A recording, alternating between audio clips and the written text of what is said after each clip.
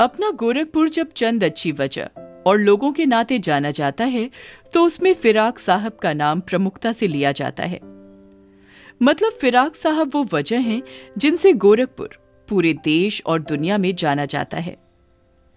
फिराक साहब ने लिखा है, किसको याद रखता है उम्र भर कोई, किसको याद रखता है उम्र भर कोई, आदमी जल्द भूल जाता है। आज उन्हीं की पंक्तियां उन्हीं पर लोगों ने लागू कर दी हैं। उनका व्यक्तित्व हिंदुस्तान के माथे का टीका, उर्दू जबान की आबरू और शायरी की मांग का सिंदूर है। इसके बाद भी उनका पैतृक गांव बनवार पार भारी उपेक्षा का शिकार है। उनकी जन्मतिथि हो या पुण्यतिथि, कोई भी सरकारी नुमाइंदा श्रद्धा के 2 फूल चढ़ाने नहीं आता। दुर्भाग्य है कि स्वतंत्रता संघर्ष में भी उनका योगदान गौण बनकर रह जाता है। यहाँ तक कि इस गांव में स्थित प्राथमिक विद्यालय भी फिराक साहब के नाम पर नहीं है। स्वतंत्रता संघर्ष में किए गए योगदान को लोगों ने इस कदर भुलाया कि गोला ब्लॉक मुख्यालय पर स्वतंत्रता संग्राम सेनानियों की याद में लगे शिलालेख पर भी फिराक साहब का नाम नहीं है। इन सब में गांव के डॉक्टर छोटेलाल यादव ने फिराक साहब सेवा संस्थान बनाकर उनके नाम को जीवित रखने का प्रयास किया है। श्री यादव ने उनके नाम पर एक निजी विद्यालय, फिराक स्मारक, फिराक स्मृति द्वार और उनकी स्मृति में एक लाइब्रेरी भी खोल रखी है। गोरखपुर के गोला विकास खंड के ग्राम बनवार पार के एक कायस्थ परिवार में जन्मे रघुपति सहाय उर्फ फिराक गोरखपुरी ने अपने फन व हुनर के माध्यम से पूरी दुनिया को अपना कायल बना लिया। हिंदुस्तान की सरजमी पर अनेक हस्तियां पैदा हुईं, किंतु उर्दू अदब के क्षेत्र में 20वीं सदी में फिराक साहब ने जो मुकाम हासिल किया, वहां तक पहुंचना किसी के लिए भी काफी दुरूह है।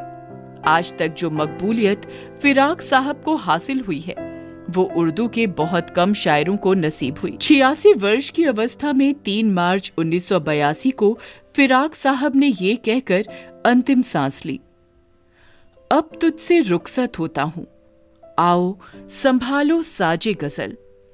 अब तुझसे रुखसत होता हूं, आओ संभालो साजे गजल। नए तराने छेड़ो, मेरे नगमों को नींद आती है। नए तराने छेड़ो, मेरे नगमों को नींद आती है।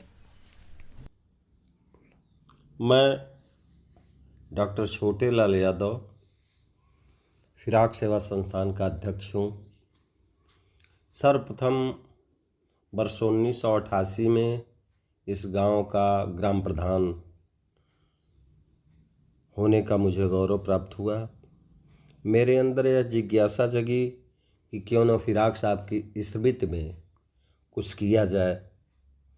प्रोफेसर रफत शाह फिराक न केवल हिंदुस्तान के बल्कि विश्व के उद्भट विद्वान शायर थे, जिनका जन्म गोरखपुर के बनवार पार गांव में हुआ था।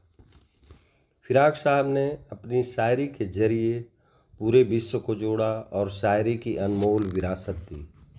साथ में उस समय भारतीय प्रशासनिक सेवा के महत्वपूर्ण पद को त्याग कर राष्ट्रपिता महात्मा गांधी के विचारों से प्रभावित होकर स्वतंत्रता आंदोलन में सक्रिय रूप से भाग लिया।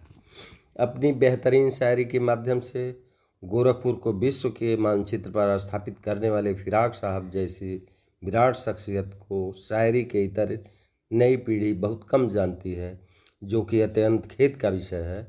मिर्जा गालिब की परंपरा के ध्वजवाहक रहे फिराक साहब के योगदान को विशेषकर नई पीढ़ी के संदर्भ में रेखांकित करना आवश्यक है।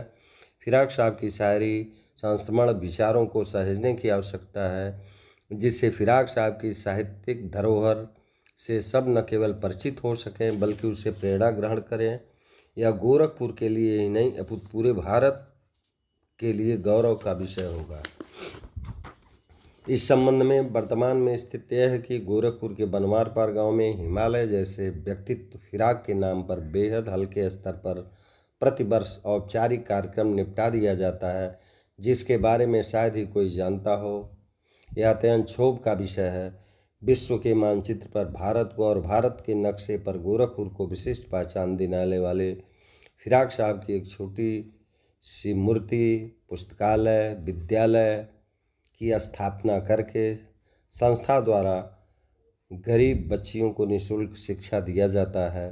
मेरी यह सोच रही है कि आने वाली पीढ़ियों को फिराक साहब के कृतित्व एवं व्यक्तित्व से परिचय कराया जाए, जिससे इस गांव में फिराक साहब जैसी शख्सियत पुनः पैदा हो।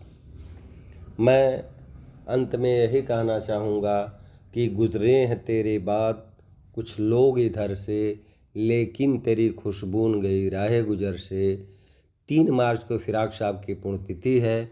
उनकी स्मृति में एक साहित्यिक गोष्ठी का आयोजन किया गया है और उनकी प्रतिमा पर माल्यार्पण करके उनको विनम्र श्रद्धांजलि संस्था के सदस्यों द्वारा दिया जाएगा।